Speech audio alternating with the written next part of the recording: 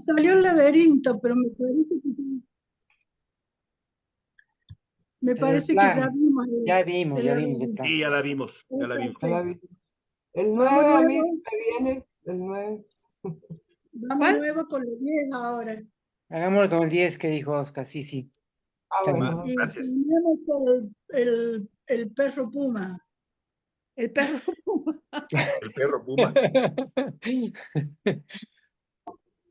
Ah, Desplazamiento desvío. El perro Puma. bueno, qué interesante. El- Y el 9. No, vamos con el desplazamiento, que me parece bien. Que hagamos ya el desplazamiento, desvío, ¿no? Revisémosle. Una, una cosita, Veamos los puntos una cosita. críticos del... ¿Sí? Vicky quiere hablar. Dice Melissa de Panamá que ahorita se integra, que están votando allá, hay elecciones, pero que apenas termine de votar se integra. Eso es. Bueno. Dale, Anita. ¿Qué le doy? Ah, bueno, Ah, ¿cuál salió? lea. Desvío, salió. Si alguien me Desvío. presta los ojos, leo. Ah, chiquita. No sé si saben que no puedo leer. A ver, bueno, yo leo.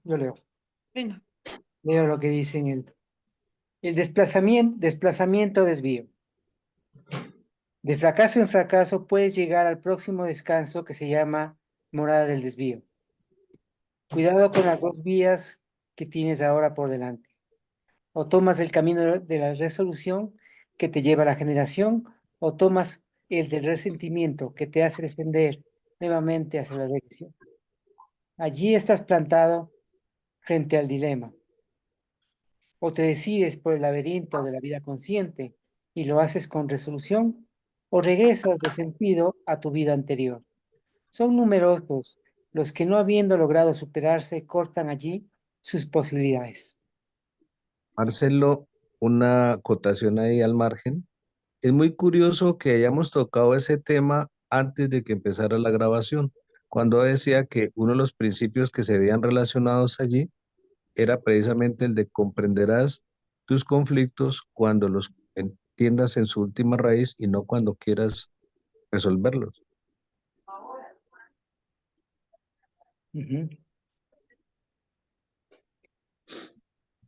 Bueno, desplazamiento o desvío. El desplazamiento está íntimamente relacionado con un cambio en la posición, con la movilidad interna que se produce cuando tomamos la resolución de una modificación de las condiciones internas ante las frustraciones y el fracaso.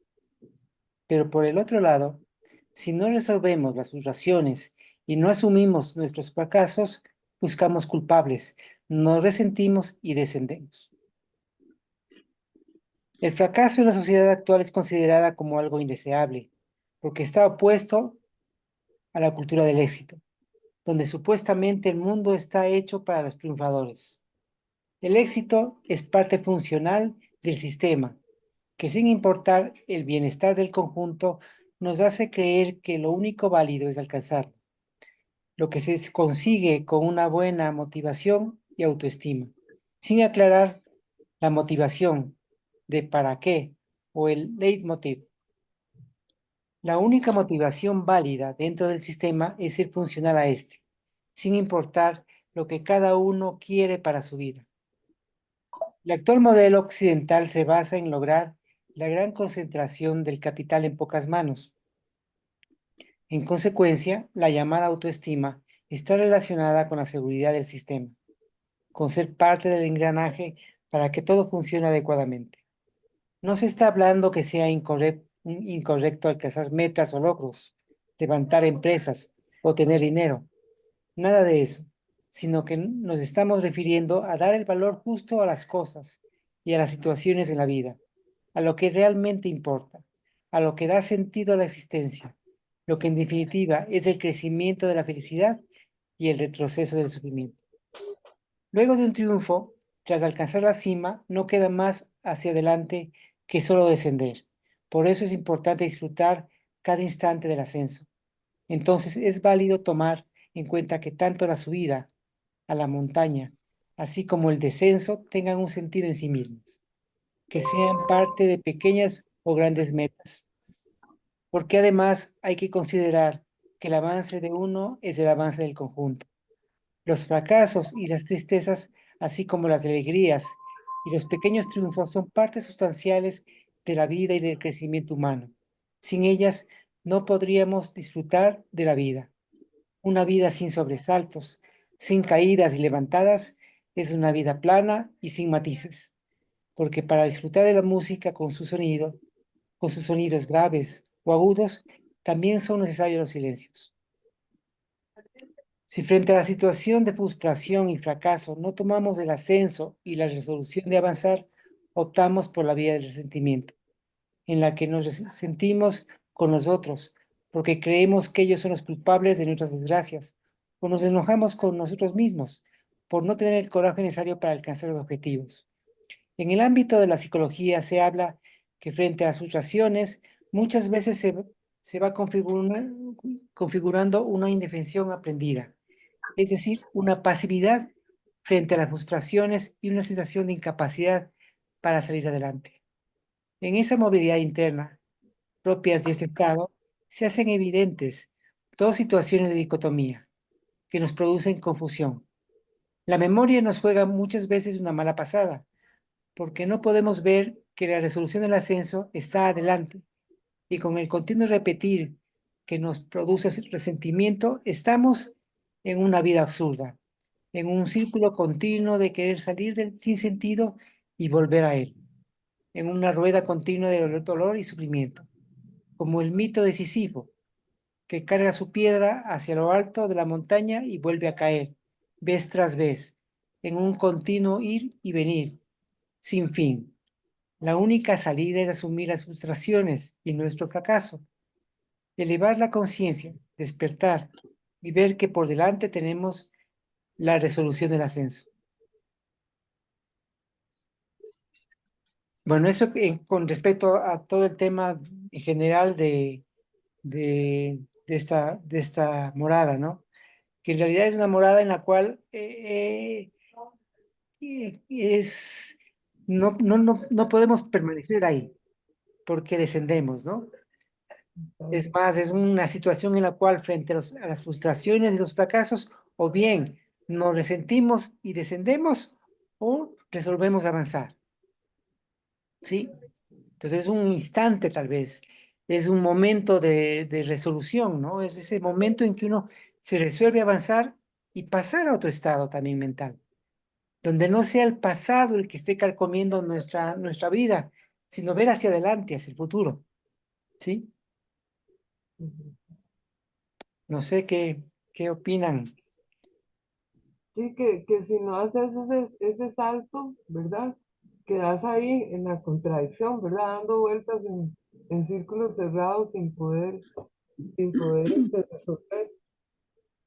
Yo creo que muchas veces en la vida, cuando uno está en una situación contradictoria, siente eso, de que es dar vueltas y vueltas, girando siempre en un lugar, y no tiene resolución. La única resolución es el ascenso.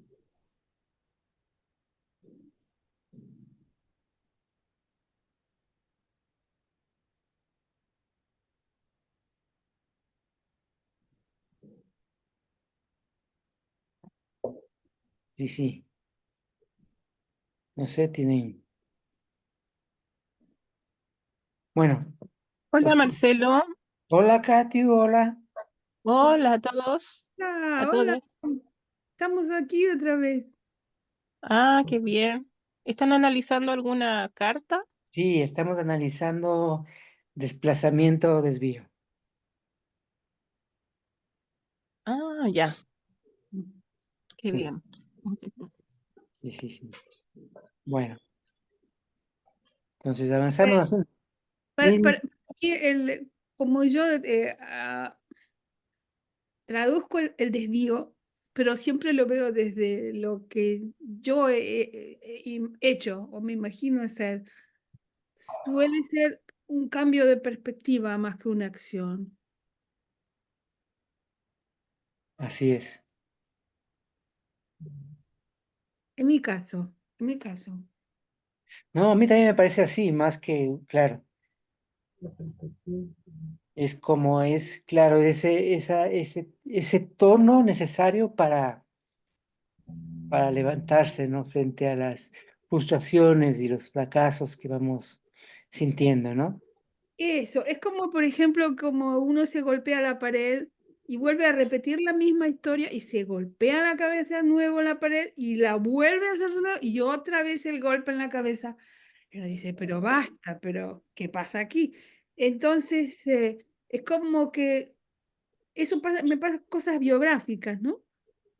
Que se vuelven a, como que las paredes son distintas, pero el golpe es parecido. Entonces, como que el desvío a mí se me suele dar por decir, pero a ver, ¿qué está pasando, no?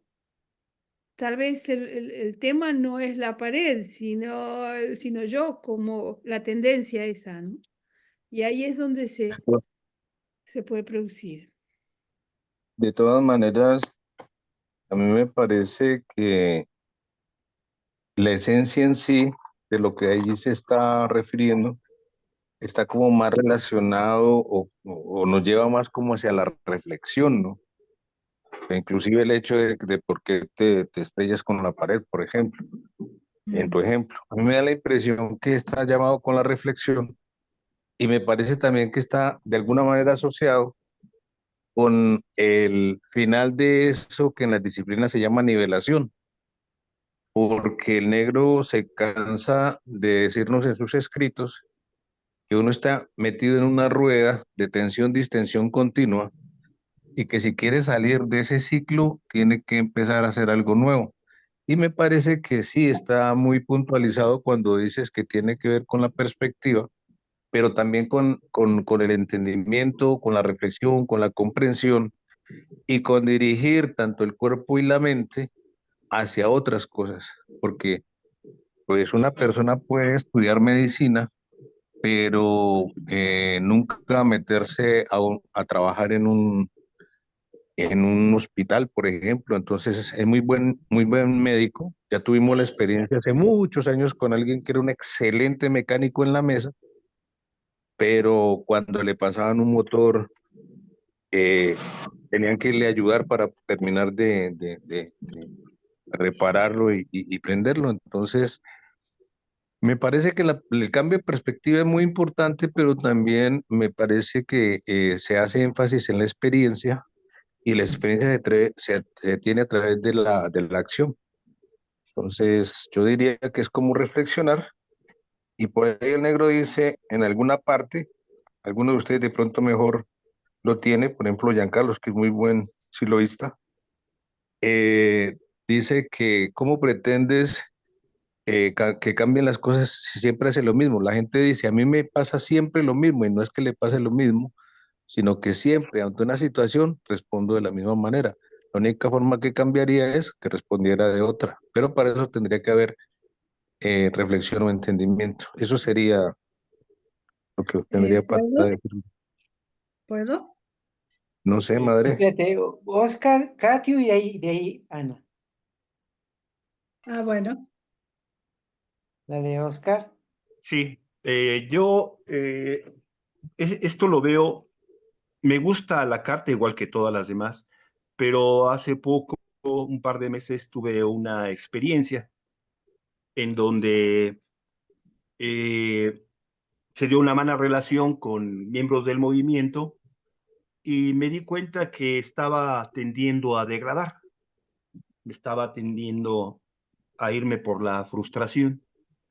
Entonces, me di cuenta, caí en cuenta que pensé en esta carta, pensé en esta morada y me di cuenta que tenía que seguir avanzando, porque eran cosas mías y no de ellos. Y ahí lo veo como el riesgo al desviarse y caer en la degradación, caer en el resentimiento, cuando hace uno interpretaciones equivocadas, porque estudiamos la doctrina, llevamos a cabo la práctica, estamos en una disciplina, buscamos entrar a lo profundo y a veces pensamos que estamos ya en la dirección correcta. Hablo de mí, no hablo de todos. Pero resulta que aún hay situaciones que no hemos superado, hay tendencias que se manifiestan, hay partes de la biografía que salen nuevamente de repente y tienden a regresarlo a uno. Me llamó la atención lo que dijiste hace rato. Uno no puede quedarse mucho tiempo en esto porque uno puede empezar a descender. Y tienes toda la razón, estoy de acuerdo contigo, lo digo por experiencia propia. Porque cuando lo leo y veo la parte intelectual, bueno, me gusta, me agrada, pero yo me voy a mis registros y, y veo que aún no entro en el camino de la liberación o estoy en el camino de la liberación. Y por eso, y teniendo presente la plática que tuvieron al principio Giovanni y tú, a mí me parece que el negro nos ha puesto un abanico de posibilidades para ir en el camino de la libertad y poder entrar a lo profundo y darnos cuenta de la inmortalidad. Entonces, pero aún tenemos cosas de este mundo, de la vida cotidiana, que no hemos superado y nos detienen, y me detienen. Por eso sigo en esto, por esto me encantan las cartas, porque veo una posibilidad diferente de ver, pero realmente de ver, ¿no? Entonces, me encanta, me gusta esto. Y por eso busco irme en el camino de la resolución, que cuesta trabajo, y lo digo por experiencia propia, cuesta mucho trabajo. Gracias. Así es. Katiu o Dani. Katio,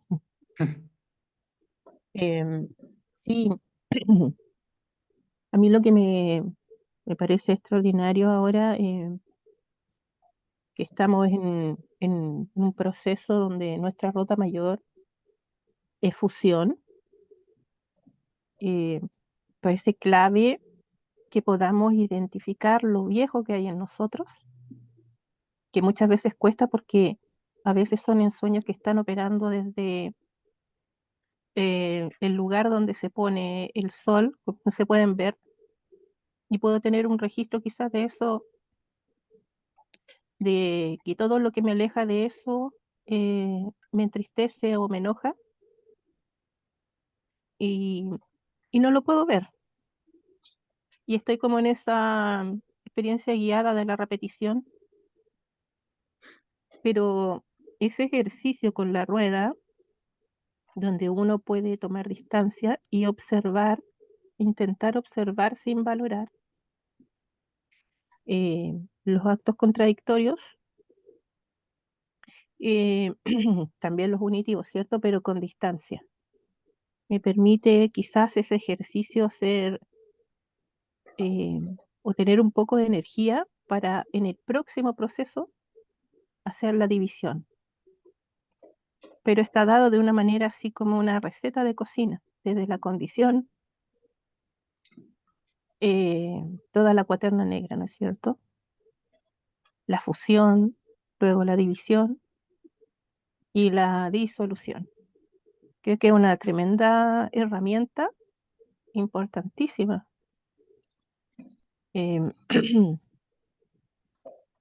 No sé, como que me surge de las experiencias y las prácticas aquí, observarlo en proceso.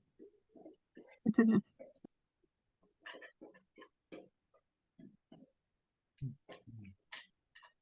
Ana, antes de Giancarlo, Ana quería hablar, había comentado. Vaya. Ana, Bueno, bueno, yo creo que acá uno se tiene que plantear qué es lo que creo que siempre hago lo mismo, aunque cambie de paisaje. ¿Qué creencia es la que conduce eso que hago? Que vuelve a ser otra vez lo mismo. Cambia la escenografía, pero repito el comportamiento, no cambia el modelo que me conduce, la creencia que conduce eso que hago. Uno mira lo que hace y no el formato mental desde el cual hace. Bueno, eso. ya. Yo creo que lo más difícil de todo es ver las creencias, ¿no? El trabajo sobre las creencias es lo más complicado porque no lo comprendemos.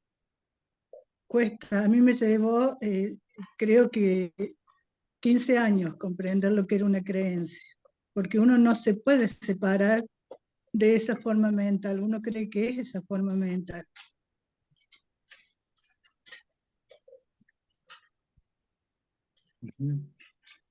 Así es. Giancarlo. Sí, buenos días, gracias por los comentarios que compartieron ahora nuestros amigos y amigas. Bueno, el estado del desvío, a ver, no sé si ustedes recuerdan o alguna vez hicieron la experiencia guiada de la repetición. Sí, ese estado a Claro. mí me conecta con un momento, el momento final o casi el momento final de esa experiencia guiada, ¿sí? Recordemos que viene el personaje, pues obviamente cuando nosotros hacemos una experiencia guiada, nosotros somos los principales protagonistas del relato, donde seguimos las imágenes que nos guían, ¿sí? Donde el personaje se encuentra con una anciana, le pregunta la hora y bueno, ahí como que siempre como que lo mismo, o sea, como en esa repetición, ¿sí? Pero entonces al final aparece una imagen que relaciono con la morada, es que hay 3 caminos, 3 vías, 3 flechitas. Una flechita que dice repetición de la vida, otra flechita que dice destrucción de la vida y la otra construcción de la vida, ¿sí? Entonces, me parece como que muy conectivo esas 2 alegorías, porque la repetición de la vida sería la vía de la frustración, que es la que llega ahí a esa morada, ¿no? La de la destrucción de la vida sería ese camino de bajada que viene siendo el resentimiento, y la construcción de la vida vendría siendo la vía de la resolución, ¿sí? Y otro que quería aportar es que en los estados uno puede permanecer, uno puede vacilar y también decidir, ¿sí? Y también hay algo que nos sobrepasa, que es el tema de un accidente. Por ejemplo, hay caminos de bajada, por ejemplo, la caída. La caída es un camino de bajada que es accidental, que es algo que nos sobrepasa, que alguien que no decidimos, sino que es algo azaroso, fortuito. Entonces ahí ese accidente nos precipita hacia los estados bajos, ¿sí? Entonces ahí en esa morada, lo que hace relevancia con lo que dijo Marcelo es tomar una decisión, que es una decisión como que muy, miren que en el centro de la carta está como un guepardo, un felino que va a toda velocidad, o sea que hay que tomar una decisión y pues ojalá que sea la de la resolución, ¿sí?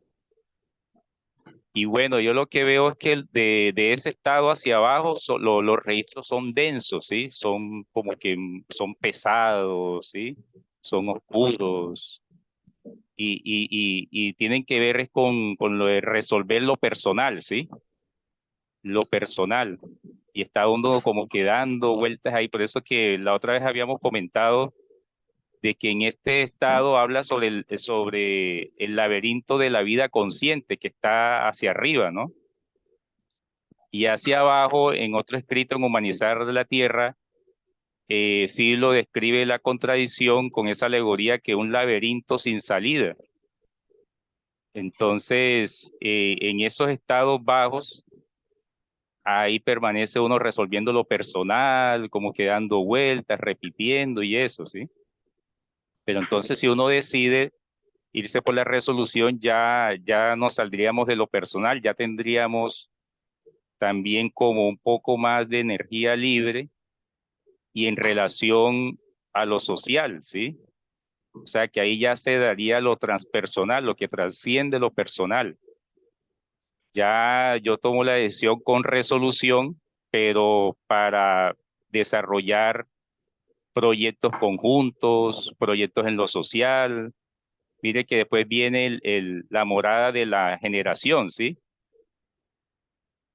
Gestación de proyectos conjuntos, desarrollando actividades conjuntas, ¿sí? O sea, se da como ya yo salgo de resolver mi tema existencial personal, ya resulta que estoy construyendo es con otros, ¿sí? Entonces, ya en ese plano que vendría siendo el plano medio del árbol, tiene que ver, lo interpreto así, es con trabajos con otros, ¿sí? O intención conjunta, intenciones conjuntas. Entonces, en esa morada se toma es una decisión, ¿sí? La decisión de resolución. Y también la relaciono. Hay otra morada donde también es importante, todas son importantes, obviamente, pero en la generación también se toma una decisión, que es la de romper con el pasado, ¿sí? O sea, ya tomo la vía de la muerte y en la generación tomo una decisión, ¿sí? O sea, quiero salir de ese sinsentido, ¿sí? Entonces ahí es cuando uno se va por la vía del arrepentimiento. Eso es lo que quería comentar de esa carta y bueno, ya en otras reuniones ya sabemos que es la única carta que escribió el maestro Silo de manera magistral. Es la única, entonces también nos brinda esa manera de interpretar las cartas, ¿no? Así como lo hizo él acudiendo estableciendo relaciones con la mitología, estableciendo relaciones también con la mirada interna, estableciendo también relaciones, describiendo el felino que va corriendo. O sea, ahí pues el maestro nos da luces de cómo también interpretar las otras cartas, que también maravillosamente y magistralmente lo ha hecho Marcelo con los libros que ha sacado, con todo este trabajo que hemos venido haciendo ya hace varios años. Eso, amigo, muchas gracias. Y amigos. Marcelo, yo quisiera, primero que todo, darte las gracias por mantener el ámbito donde se puede reflexionar o pensar en voz alta sobre el trabajo interno inspirado en el método o en los métodos de Mario Rodríguez Cobo.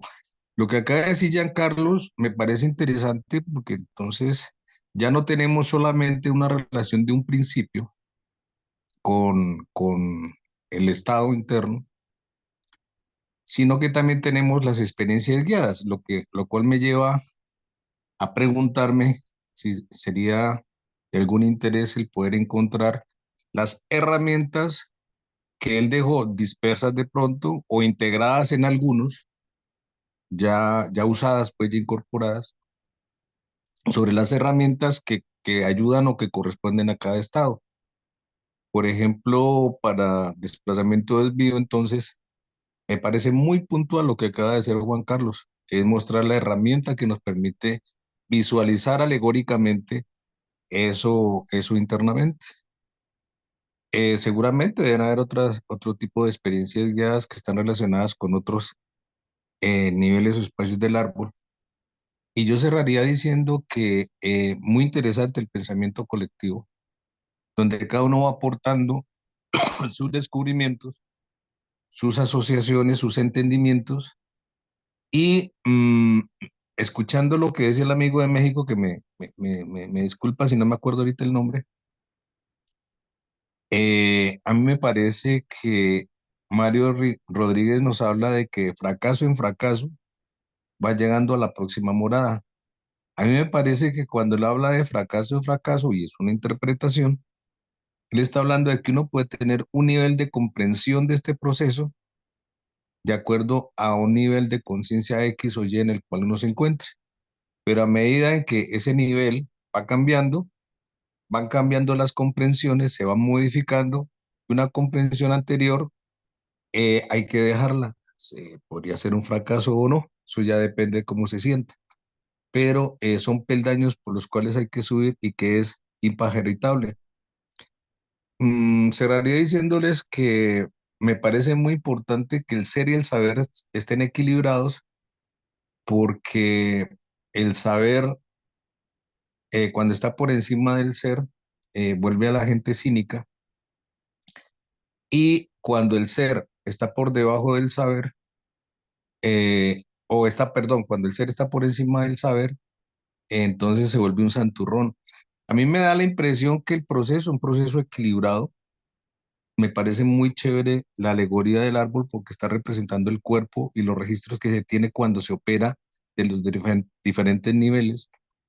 Y me parece que la desmitificación del proceso lo tenemos que hacer nosotros a través de la experiencia, porque nosotros finalmente estamos viviendo un mito, y es el mito del despertar de la conciencia, que viene cobijando la humanidad y que nos han contado todos aquellos que han tocado esos niveles y nos han comentado, han dejado escritos, ejercicios desde antiguo.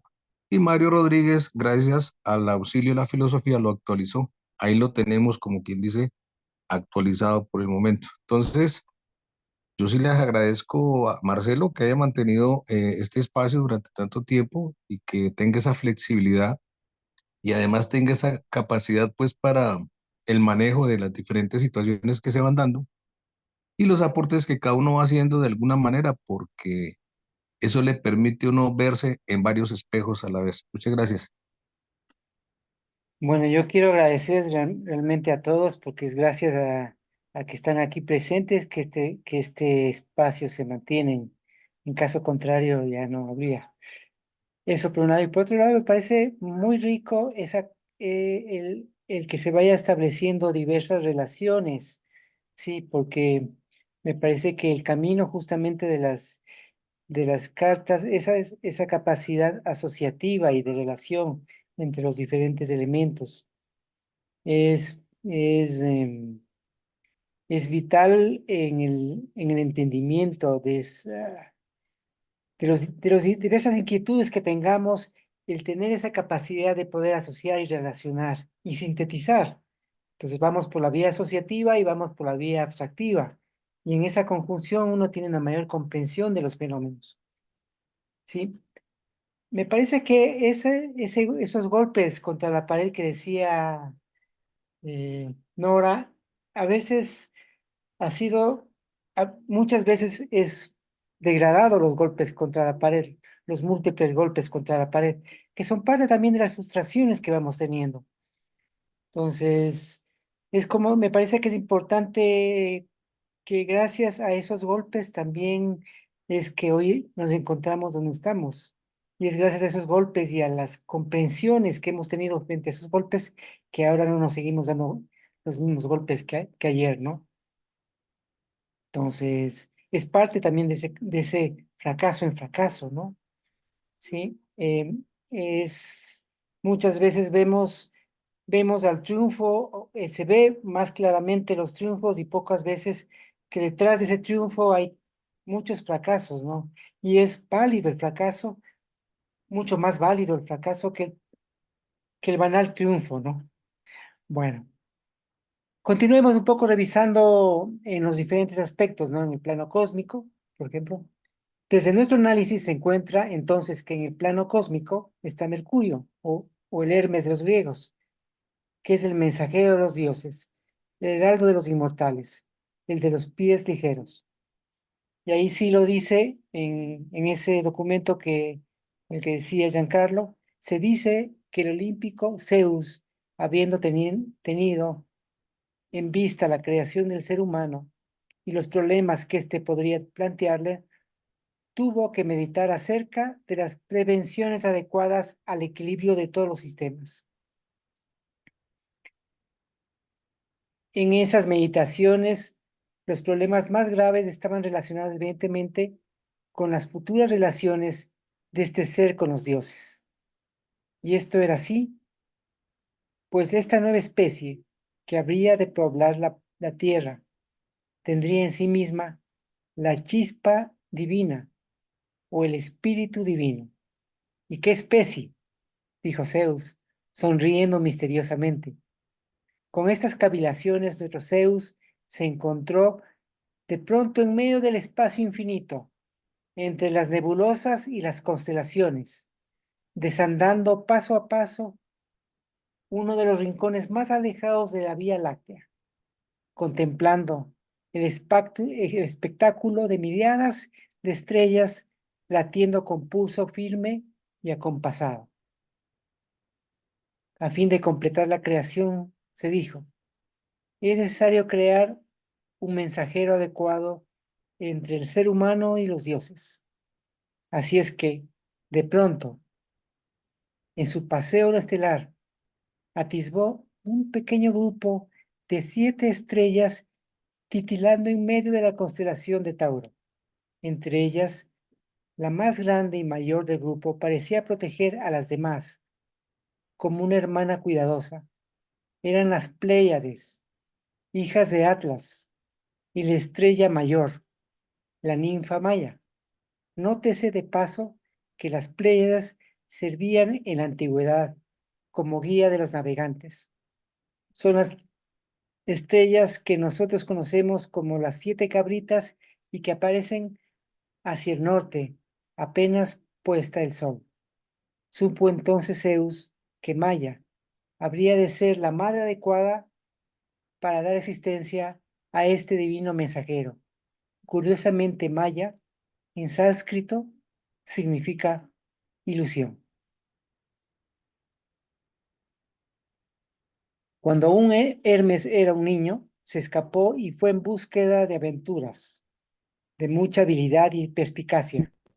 Su mirada es capaz de ver las intenciones debajo de las palabras, teniendo la capacidad de dar y de quitar.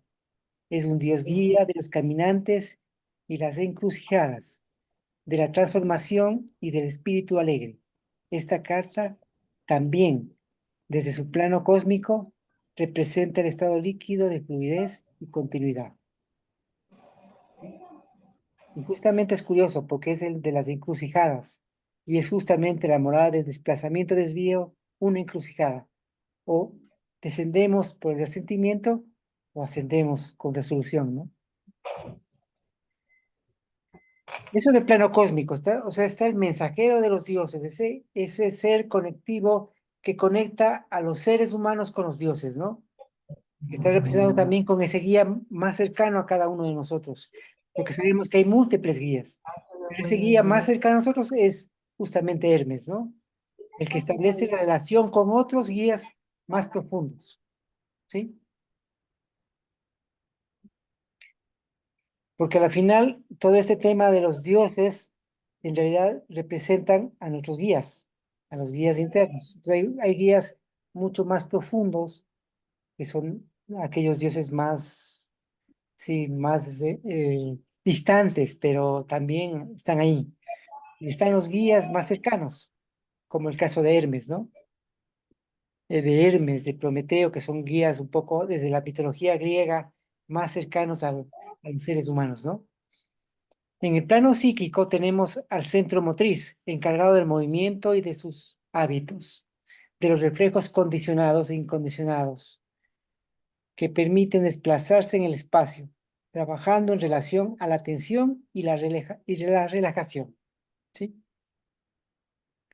En el plano material tenemos al caduceo de Mercurio, representando más el elemento Mercurio, en su característica de movilidad, y como elemento femenino fundamental en el inicio de la obra, ¿sí?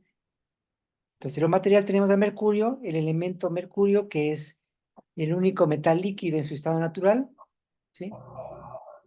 El líquido, por eso también en el plano cósmico se encuentra el estado líquido, ¿no?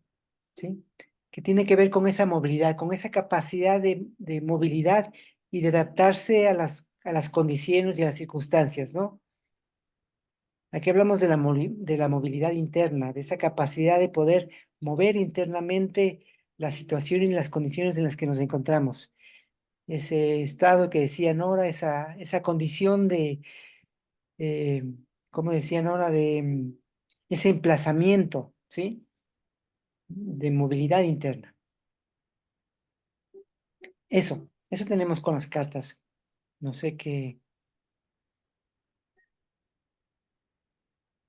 Arce, quería, ahora cuando estabas hablando de Hermes, eh, en los pueblos originarios de Mesoamérica, también resulta que tienen al colibrí.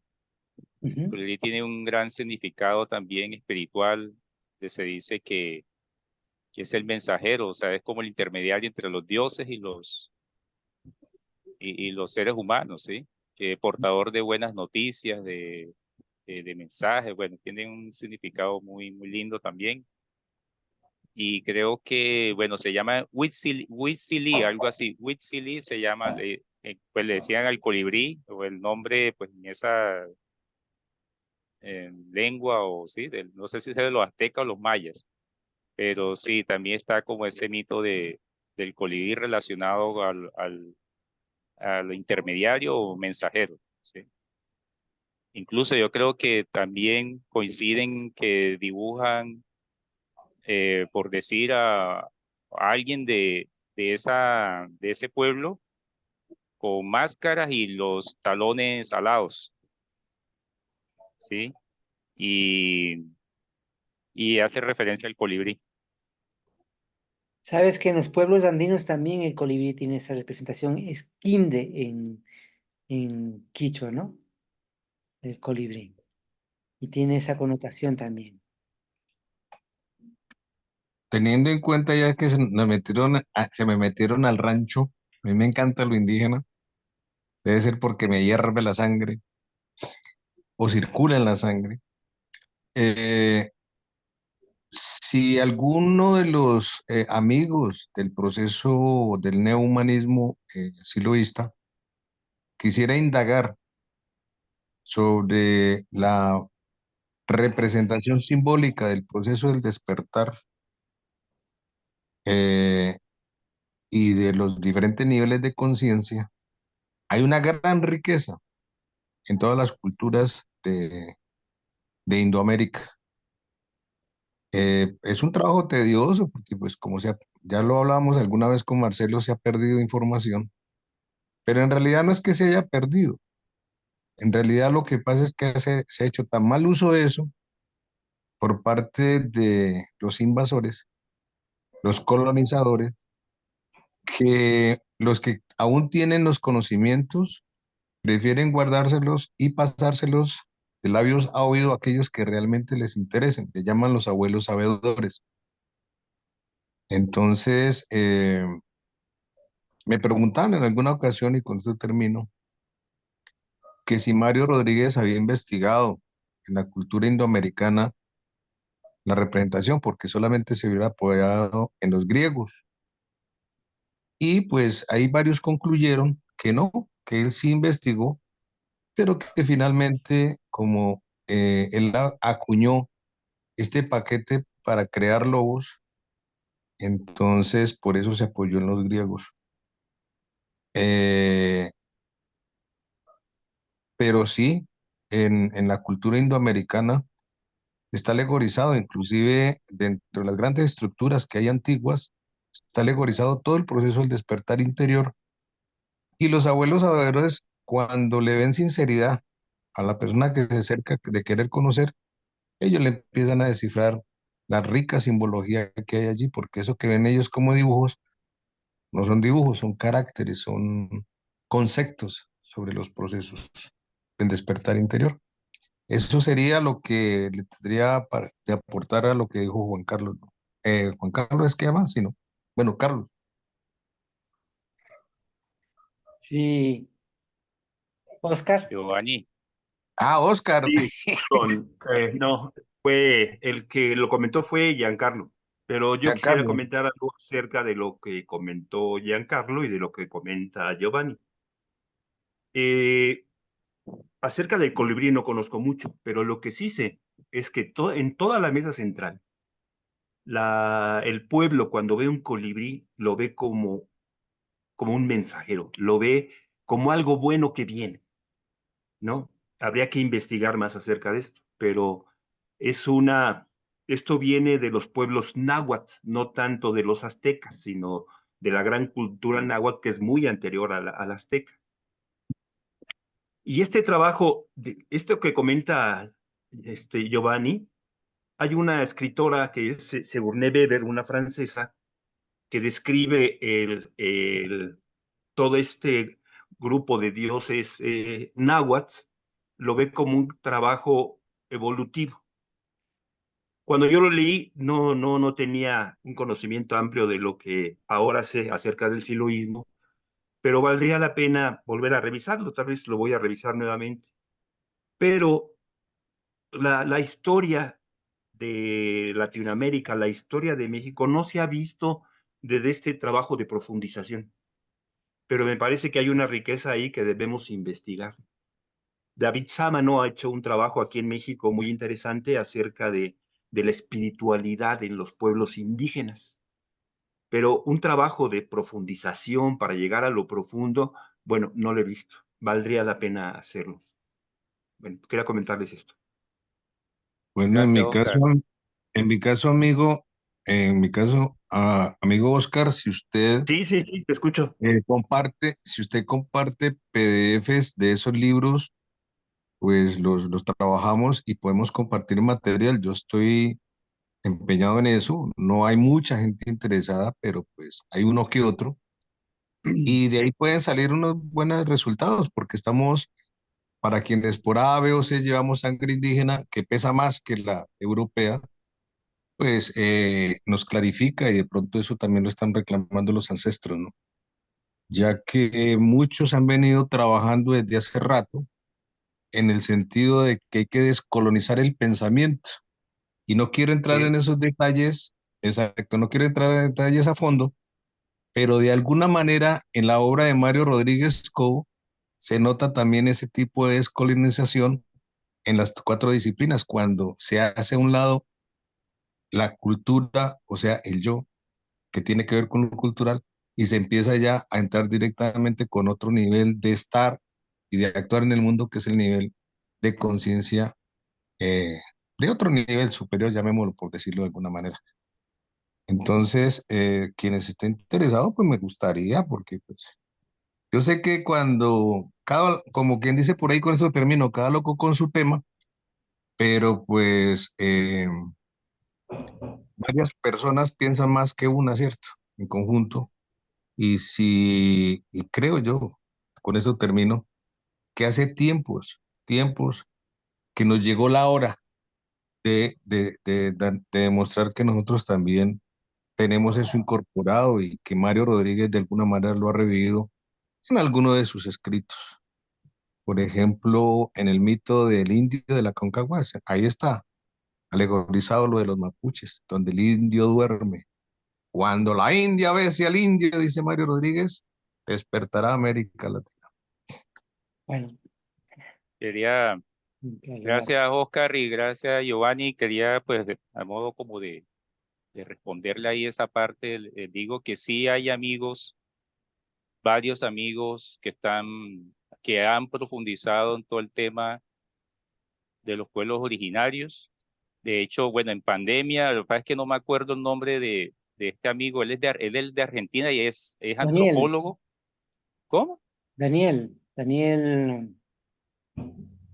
Sí, ver, sí, tú Daniel, hablas bueno, del Centro de Estudios Humanistas. Centro de Estudios Humanistas de las Américas, creo que se llama, y que también hay amigos de acá de Colombia, Giovanni, y que Sí, los en conozco, pandemia, yo sí, estuve ahí. en pandemia estuvieron haciendo varios estudios y me parecieron muy lindos esas investigaciones, sobre todo de acceso a lo profundo, ¿sí? De acceso a lo profundo en los pueblos originarios y analizaron diversos pueblos, diversas culturas. Y lo que me pareció más lindo aún es que a ese amigo nuestro pues, que asumió el estudio de esa cultura, tenía que darle un regalito o compartir una experiencia, ¿sí? Entonces cada uno se dedicó a hacer una experiencia guiada. y salieron unas creaciones maravillosas. Esos están grabados en audio, ¿sí? Yo no los tengo, pero sí yo participé en algunas. Y claro, se exponía, por decir, eh, esos acercamientos o esas técnicas de acceso a lo profundo de determinada cultura. Se hacía un intercambio y al final se hacía la experiencia guiada en relación a ese estudio y salieron unas creaciones muy inspiradas, ¿sí? Y muy conectivas. Entonces, sí, sí hay amigos que están estudiando eso y lo otro, que mitos y raíces universales, ahí el maestro hace alusión al Popol Vuh, que obviamente eso es es un material que fue escrito desde una mirada, ¿sí? Eh, y no, o sea, es como una interpretación, más no algo propiamente de la cultura, ¿sí? Y obviamente tiene su otro tinte, ¿sí? Por decirlo así. Claro. Eh, bueno, muchas gracias, Giancarlos. Yo estuve conociendo un poquito el grupo. Infortunadamente para mí yo tengo conexión con algunos taitas, con algunos abuelos, y pues ellos dijeron que el intento era bueno, pero que una cosa era imaginarse y tratar de interpretar y otra cosa era tener la experiencia en forma directa, ¿no? La invitación a la investigación, pues, desde el punto de vista ya antropológico, porque Mario Rodríguez en la Accessis habla muy claramente que hay que entrar hacia otros, pero con una mirada antropológica y filosófica. Él es muy enfático en eso. Una vez termina la disciplina, hay que entrar a Accessis, pero desde un enfoque antropológico y filosófico para podernos acercar y entender. Entonces, desde el enfoque filosófico, pues es interesante, pero antropológico es mucho más, que era lo que decían los abuelos. Y ellos decían, al consultarles, me decían, sí, pensar, imaginarse, eso es muy fácil, pero otra cosa es tener la experiencia directa. Y quizás eso es lo que Mario Rodríguez también enfatiza, la experiencia, no la imaginación y la fantasía. Entonces, pues a través de la cuestión filosófica hay un acercamiento, ¿cierto? Pero una cosa es eh, decir que ellos se imaginaban que eran murciélagos, como dijo alguna del grupo que usted menciona, y que ellos se imaginaban. Otra cosa es qué tipo de experiencia, qué tipo, hablando de Roberto Cuano, como dice Roberto Cuano, qué tipo de traducción de impulsos se estaban dando en esos momentos y el por qué y el para qué. Entonces, me parece a mí que, pues, está bien cualquier intento que se haga, pero a mí me parece que quienes quieran profundizar en eso tendrían necesariamente que realmente acercarse a los abuelos que llevan 500 años o más diciendo palabras de ellos, ¿no? En resistencia por preservar la cultura que los colonizadores han tratado de aniquilar y desaparecernos. Ellos la están preservando y la están transmitiendo para todo aquel que quiera. Bueno, no sé si tenemos algún otro comentario, Sentémonos un poquito más en el tema de la carta, ¿no? Para ir comprendiendo el tema de la carta en sí, ¿sí? Si tenemos algún otro comentario. ¿Podríamos leer el texto del negro de esta carta? ¿Compartirlo? Sí, claro. ¿Es la completa dices? Sí, creo que es cortito, es una página, ¿no? No, no, no, no, no. ¿No? Ah, perdón. Es larguito, no sé cuántas páginas son. Mm, Son Como como 7,6 páginas. 8 páginas. ¿Cuántas? Sí, como 6, 7 páginas, sí. Sí, sí, sí. entonces, Regalarnos el PDF ahí, Carlos. Ya se les puedo pasar, sí, no hay problema. Yo cambié de teléfono y perdí todo lo que tenía de usted, lo que no había guardado. ¿Sí, Vicky? Sí, es que quería comentar, bueno, disculpen que aquí se fue la luz y se me fue la cámara y todo. Este, em, yo quería comentar con respecto a la carta que lo que dijo Norita me gustó mucho y lo he sentido, que en realidad para salir de ese estado es como hay que hacer un cambio de perspectiva, ¿verdad? Y yo creo que en todo, para que la revelación interna llegue como el rayo, hay que quitar lo intelectual así, la diosa razón, y meterse en otros espacios de la mente, ¿verdad? Como ahí está Oscar, que decía lo más importante, aprender a ver, es el primer paso de la disciplina mental, ¿verdad? Y lo otro que me llamó mucho la atención es lo que dijo Katy, para relacionarlo con lo mayor, con el ámbito mayor, que nuestra ruta mayor es la fusión, ¿verdad? Ahí estamos en eso.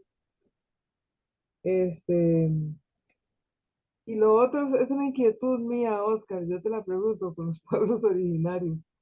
Este, ¿Por qué es que se dice, bueno, porque el negro también recrea el mito de Quetzalcóatl, ¿verdad? Este, ¿Por qué es que se dice en México, por lo menos cuando yo fui a las pirámides, eso fue lo que me dijeron los antropólogos, de que la cultura de Teotihuacán había desaparecido misteriosamente y no se sabe qué fue? Que hasta el momento ellos no saben si fue un terremoto, una sequía o qué sucedió, pero que no se sabe. ¿Qué fue? Aquí en México hay un Quetzalcóatl Dios y un Quetzalcóatl hombre. El Quetzalcóatl Dios viene 2000 años atrás, hace 2000 años antes de Cristo. Aquí en la Ciudad de México hay un centro que tiene, porque está por Ciudad Universitaria y se piensa que es un lugar donde ya se hablaba acerca de Quetzalcóatl, que es un dios. El Quetzalcóatl hombre, ese se aparece en Tula después de la desaparición de Teotihuacán y tenía aspecto barbado y español y enseñó a la gente de Tula todo lo que tiene que ver con la siembra, los ciclos, enseñó a todo ese pueblo que fue. Tula fue un pueblo muy sabio, al que los aztecas admiraron y quisieron parecerse a él. Y Teotihuacán sí se comenta que desaparece porque hubo invasiones y guerras internas, vinieron otros pueblos y entonces tuvieron que esparcirse y se fueron a otros lugares cercanos. De hecho, en Tlaxcala hay No unas tan ruinas que se cercanos, llama...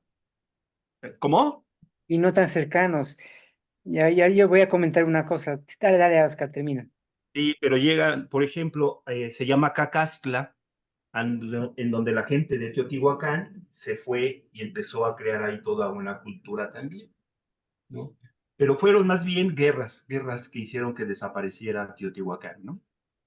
No sé si de No. alguna manera te conteste la pregunta. Y una cosa que justamente comentaba José Salcedo, que era antropólogo, y él tenía también su planteamiento con respecto a muchos aspectos de la cultura indígena. Él sostenía de que el origen de Quito, de, del pueblo, Quito se conforma de dos pueblos, digamos, ¿no? Unos que no se sabe de dónde vienen, y José decía que venían del norte y que justamente venían de los mayas, ¿sí?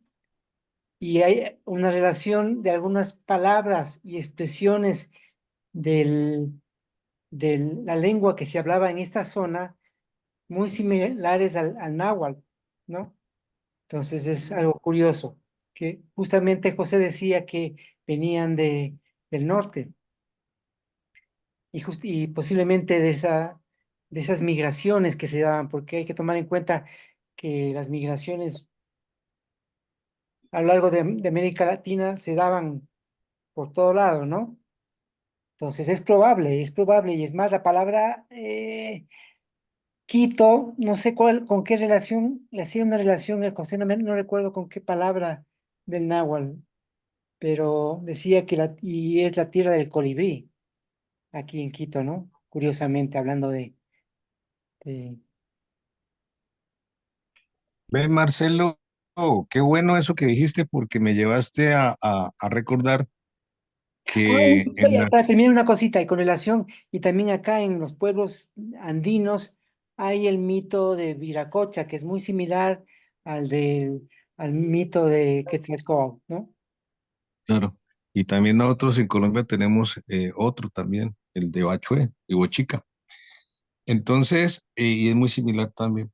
Mire que algo que me llamó mucho la atención, cosa que, una habilidad que sería muy bueno desarrollarla, hablo por mí, es que las comunidades indígenas de que están en la selva netamente, que viven en la selva, que la selva es su casa, ellos tienen ciertas costumbres, ciertos hábitos para el desarrollo y la adquisición de la cultura.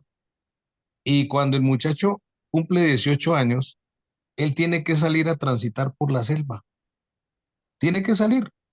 A ver, de pronto en qué comunidad termina, porque él va aprendiendo de otras culturas y va transmitiendo lo de su cultura a las comunidades donde él llega. Siempre es bien recibido, hay unas normas que cumplir, etcétera, hasta que de pronto termina encontrando una escudilla, dicen ellos, o sea, una esposa, y bien sea, él la trae a su comunidad o él se queda en la comunidad de ella.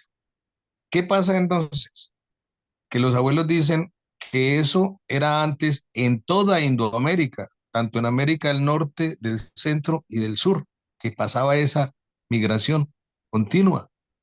Era parte del proceso de tradición y de preservación y conservación. También habían pues los abuelos sabedores de ese entonces, que malamente llamados sacerdotes, ¿no? Así los llaman los llamaron los españoles. Entonces, no tiene nada de extraño de que se hayan Claro. ido perdiendo porque nos han tratado pues de modelar de otra manera para podernos controlar y manipular. Y no, pues está bien, son 500 años de resistencia y más seguramente, pero para aquel que quiere indagar se va a dar cuenta que en la psiquis, y a eso quería llegar, de cada uno de nosotros, ahí están las alegorías y los mitos vivientes de Indoamérica, que nos ayudan rápidamente también al proceso de incorporar y el despertar de la conciencia. Ahí están los guías espirituales nuestros. Y claro, estos tendrán que convivir con los guías que trajeron otros, ¿no? Eso quería Es aportar. muy bueno. Sí, Eh, Giancarlo. bueno, espero no tenderme mucho y establecer tres relaciones. Mientras que ustedes hablaban, me salieron esas tres relaciones. Bueno, una, que el año pasado estuve en Guatemala, ¿sí? En la antigua capital de Guatemala. Y resulta que estuve, cuando estaba caminando con otros amigos, porque estaba en misión del mensaje, había alguien ahí en una casa antigua, así, colonial, a invitarnos a un museo, ¿sí? Este era el Museo del Jade, ¿sí? Entonces entramos, entonces el señor, el guía, estaba explicándonos y él mostraba una máscara de jade que es muy famosa ya, eh, que pertenece pues, a los mayas y contando cómo era que extraían el jade, cómo lo trabajaban y todo eso. Entonces la máscara tenía la mayor cantidad era de jade y también tenía otro material que pues, lo sacaban eh, pues del mar, ¿sí? Pero resulta que no me acuerdo si es el carey, bueno, otro tipo de material, o no me acuerdo bien, y eso no lo hay allá en Centroamérica, ¿sí? Entonces, claro, empezaron a investigar y resulta que ese material lo hay es por las costas de Ecuador y Perú, ¿sí? Entonces, claro, está eso como que, ¿cómo así? O sea, que en esa época, o sea, si eso no lo encontraron acá, o sea, tal Así vez es. estuvieron por allá por el sur, exactamente, ¿sí? Entonces quería agregar eso a lo que estaba diciendo Marcelo. Lo otro es que curioso que ayer, resulta que José Salcedo, hubo un tiempo que él escribió, obviamente sí lo que dice Marcelo, él era antropólogo, él escribió un ensayo, él tiene un material que se llama Quetzalcóatl, Viracocha y Silo, o sea, donde establece como esa conexión y esa relación con estos tres, o sea, estos tres personajes. Eh, y entonces ayer alguien me hizo alusión a ese escrito Y yo le dije, creo que lo tengo. Entonces esta mañana estaba buscándolo y, en alguna memoria, algún CD, y estoy como en ese acto de búsqueda de que todavía no he impletado. Entonces, cuando le encuentre, si le encuentro, se los comparto. Sí, yo me acuerdo que es un escrito muy lindo, pero ni siquiera en Ecuador lo han encontrado ese escrito. Entonces estamos buscando en nuestros archivos para sacarlo, pues, para compartirlo, ¿sí? Y lo otro, respecto al comentario que hizo Giovanni, el año pasado estuve también, yo nunca había ido a los pueblos de Boyacá, que es donde como el centro de los muiscas, si no estoy mal, Giovanni, que sabe más de tema de los pueblos originarios acá en Colombia, visité un pueblito donde ahí también hablan de bochicas, ¿sí? Que también es un mito de acá de los pueblos originarios de Colombia, y oh sorpresa, que allá en ese pueblo tienen como una estatua de este personaje, y este personaje como que salió de las aguas, o ahí también hace la representación que sale de las aguas, tiene un báculo, tiene barba, el cabello largo y tiene ojos, rasgos indígenas, y oh sorpresa, tiene el saludo de paz, fuerza y alegría. Yo cuando vi eso, o sea, yo no sabía, obviamente en el bachillerato sí hablaban de las culturas indígenas de Colombia, de los muiscas y eso, pero yo ni idea, o sea, y yo primera vez que iba a estos pueblitos y ahí tienen esa estatua, tengo por ahí también la foto, si quieres la comparto, pero sí está claro, está así es, paz, fuerza y alegría, el báculo y como saliendo de las aguas. Creo que se llama así, es el tal Bochica, es como que se llama Bochica, ahora que Giovanni lo nombró. Eso es lo que quería comentar, amigos. Muchas gracias. Gracias. Sí, de todas maneras, a Giancarlos y el amigo ahí de México, y quien se interese, ¿no? Sobre lo que le voy a decir.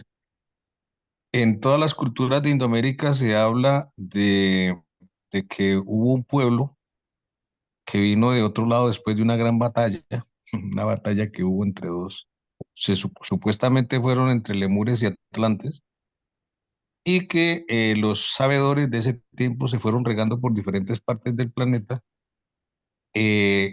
dando esos conocimientos a donde iban llegando, ¿no? Y de eso, pues hay en toda la línea ecuatorial, incluso en Europa, se encuentran todos vestigios de esas culturas, ¿no? Son 6 civilizaciones. Y muy interesante que la de Teotihuacán, ¿cómo es que se dice? Teotihuacán, bueno, que está ahí, Teotihuacán, Teotihuacán, Teotihuacán, gracias. la ciudad de los Eh, dioses.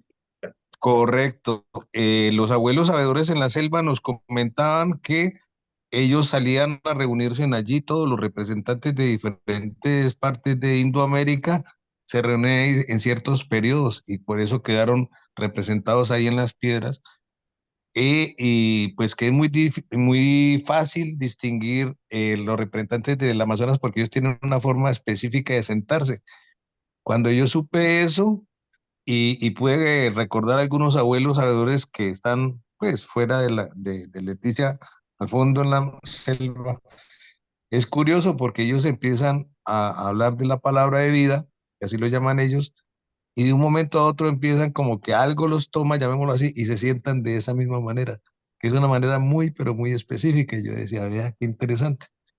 Entonces, pues, ya que tocaron ustedes, fueron ustedes los que tocaron el tema indigenista, yo les diría que todo aquel que quiera conectarse con sus ancestros es fácil, para eso están las 4 disciplinas. Y créame que hay experiencias muy interesantes en eso que es diferente a tener especulaciones o fantasías. Creo que por ahí va la cosa. Yo creo que esa conexión Ujú. profunda, eso de que cuando profundices en ti, yo profundizo en mí, ahí nos encontramos. eh, Creo que esa es la mejor vía, que también esta relación, yo le encuentro también relación con esto que se dice que el fin último de la escuela es el control del tiempo y de energía. Entonces yo le encuentro también relación en esa conexión que uno puede tener con lo más profundo, va a encontrar también las raíces profundas de nuestras creencias que están relacionadas con los mitos de todos los pueblos. Sí. Giancarlo nos decía de un material de las Bueno, costas de gracias y Perú. Posiblemente es la concha a spondylus, todos y a todas, que para ¿no? nuestros pueblos originarios tenía mucho más valor que el oro. Ujú. Sí, sí. Gracias, Sí, que era una forma de intercambio también entre los pueblos, ¿no? Como entre los pueblos de aquí en América.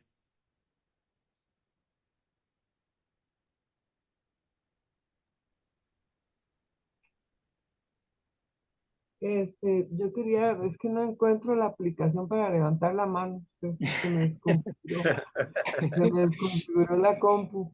Eh, Reforzar un poco eso que decía Marce. eh, de verdad es que la historia de la humanidad, si usted se la pone a ver, es la historia de las migraciones.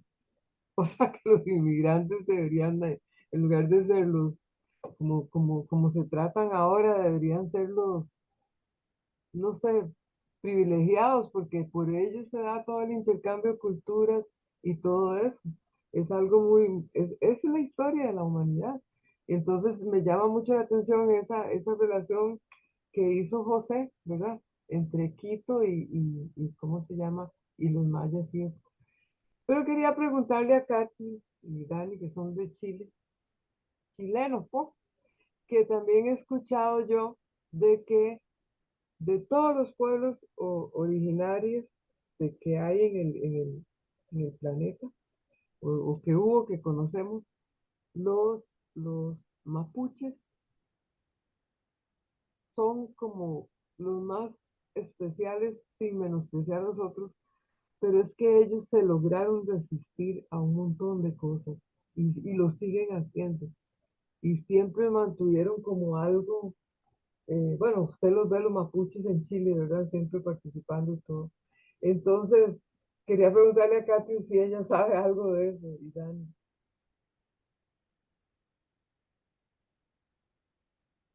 No sé si me escuchan. No sé si. Ahí está. Sí. Bueno, sí, la cultura mapuche es una cultura que jamás se dejó conquistar, mantiene su lengua y sus creencias, no adaptó, digamos, la religión cristiana y es es una cultura que basa su espiritualidad en esos antepasados, las vendría siendo como animista y, y encuentra, digamos, este espíritu en todo lo que le rodea, en la naturaleza, y si bien vive en función de la preservación de los espíritus que hay en la naturaleza, para ellos siempre lo más importante es el ser humano. Y yo creo que por eso es que persiste. Tengo ahí un material de un pensador chileno que te voy a enviar para que lo veas. Gastón Sublet, sí, al grupo. Y Katy, Eso más o menos. me parece que desde el mismo nombre, mapuche, che, me parece que es gente, ¿no? ¿O estoy equivocado? Sí, Mapu es tierra, Che es gente, entonces gente de la tierra, Mm. claro.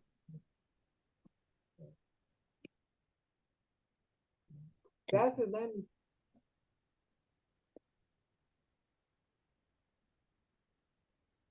Bueno, creo que estaríamos cerrando la reunión de hoy, que fue muy curiosa. Muy linda, qué reunión más Se linda. desvió un poco, Muy pero interesante. muy Sí, eso iba a provechosa. decir, la carta del desvío nos desviamos hacia los pueblos originarios. Pero a todos interesantes. No, pero muy lindo, muy lindo. Exactamente. Oye, Vicky, sé que por allá andan varios mexicanos en Costa Rica. Sí, estamos invadidos de mexicanos y por eso esta Hay, semana hemos estado muy activos. Está José, Hablando de las migraciones. sí, sí, hablando, está Víctor, y ustedes saben también que Víctor Sánchez es un apasionado también de estos temas. Entonces Así es. Víctor se explicaba con Tania. Ustedes conocen a Tania, la conocieron. Yo tuve la dicha de conocerla en Mendoza. Tania era la pareja de Quasar, que se criaron con el negro, prácticamente son de la misma generación.